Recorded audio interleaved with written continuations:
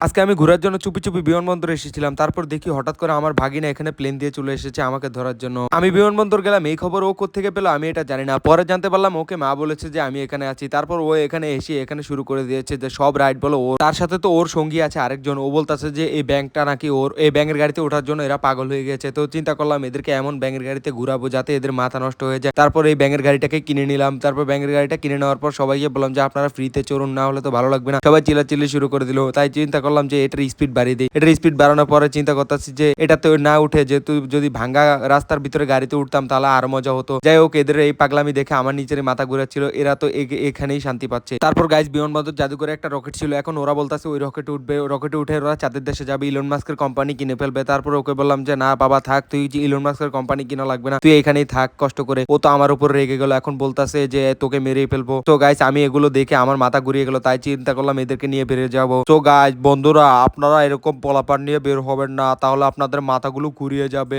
এরকম helpful video পেতে চ্যানেলটিকে সাবস্ক্রাইব করুন। বাই।